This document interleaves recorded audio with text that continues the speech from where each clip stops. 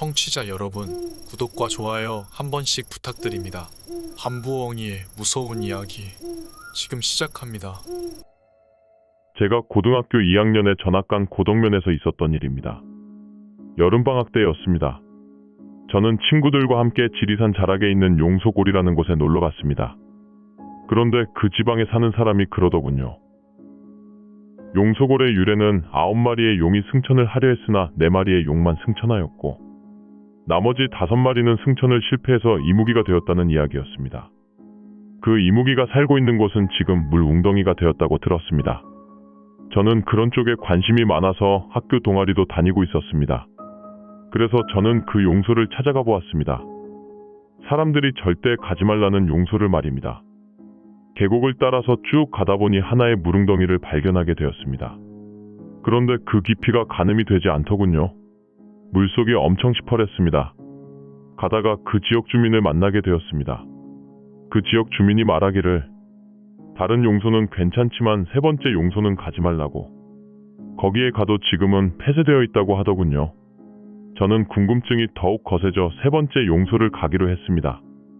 마음을 단단히 먹고 그곳에 가보니 나머지 용소들하고는 비교가 되지 않을 만큼 깊이가 적어도 다른 용소들보다 3배가량은 더 깊어 보였습니다.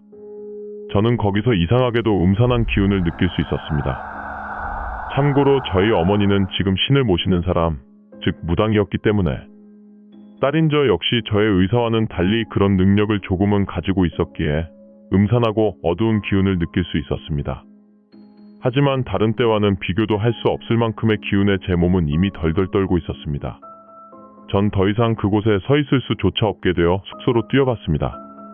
돌아온 거리는 약 4km 정도 되는 것 같았는데 전 한 40km를 뛰어온 것 같더군요.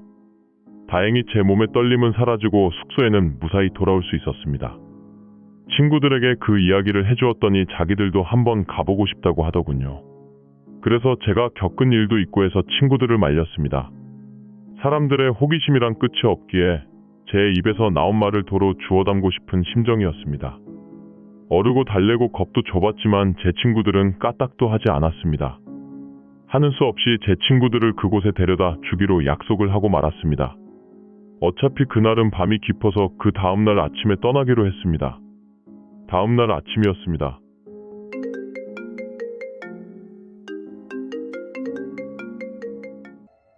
핸드폰이 요란하게 울리길래 받아보았더니 어머니였습니다.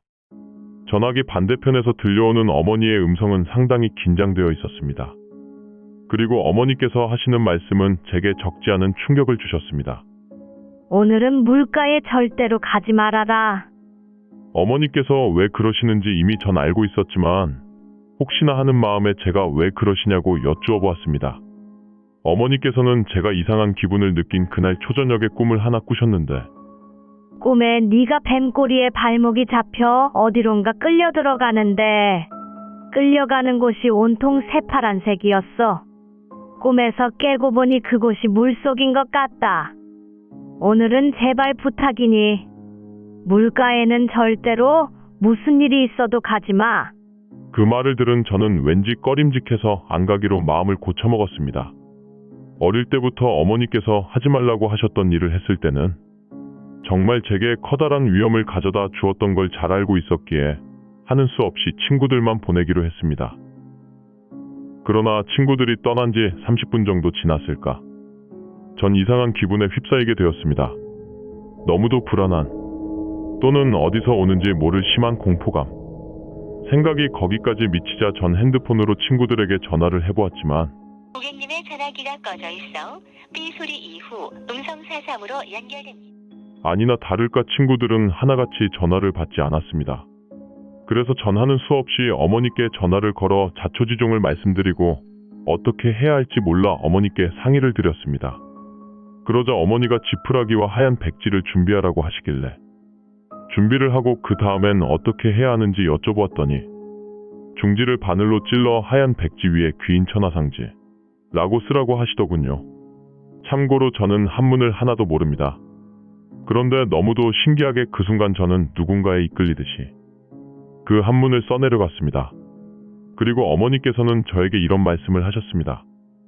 조금 전에 네가 쓴 한문이 적힌 종이는 네 친구들을 구할 수 있는 부적이 될 거야. 그리곤 한숨을 쉬시면서 역시 무당 딸은 어미의 업보를 똑같이 다시 져야 하나 보다. 하며 조심스레 말씀하셨습니다. 그리곤 조심하라고 신신당부를 하셨습니다. 전 갑자기 생긴 이 어처구니 없는 상황을 판단조차 하지 못하고 대충 준비를 마치고 친구들을 찾아 나섰습니다. 한참을 가던 중 느낌이 이상해 산 위를 쳐다봤습니다. 그런데 친구 한 명이 마구 산 위로 도망을 가고 있더군요. 저는 그 친구를 붙잡고 왜 그러냐고 물어봤습니다. 친구는 여전히 정신을 못 차리며 다급한 목소리로 무언가 자신을 무섭게 쫓아오고 있다고 말하더군요. 싫다고 무섭다고 하는 그 친구를 데리고 그 세 번째 용소를 찾아갔습니다. 거기에 가보니 다른 친구들이 서로 빙둘러 앉아 무언가에 홀린 듯 무엇을 중얼대고 있었습니다.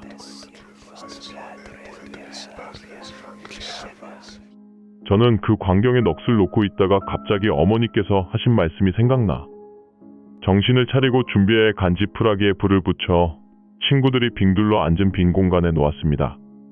그러자 친구들이 모두 순식간에 정신을 잃어버렸습니다. 조금 당황을 했지만 다시 아까 숙소에서 적어가지고 온 귀인천하상지라고 쓰인 그 부적을 물에 던졌습니다. 그 부적이 가라앉음과 동시에 물 위로 무언가 떠오르는 것을 보았습니다. 저는 똑똑히 보았습니다. 물 위로 떠오른 것은 다름이 아닌 물속에서 퉁퉁 불어버린 사람 시체였습니다. 저는 정신을 가다듬고 112에 신고를 했고 112와 구급대가 도착해 그 시체를 꺼낼 수 있었습니다.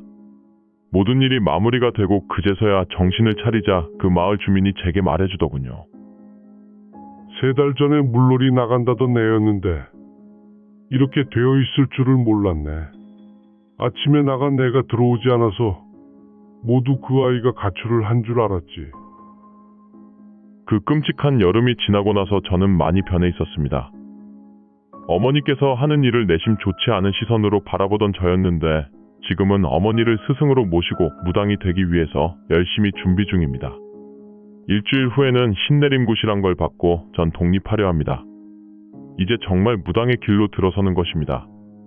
위의 글들을 읽고 다른 사람들은 절대 있을 수 없는 일이라고 말하시겠지만 제가 말씀드리고자 하는 것은 이 세상에는 눈에 보이는 모든 것이 전부가 아니라는 것을 말씀드리고 싶습니다.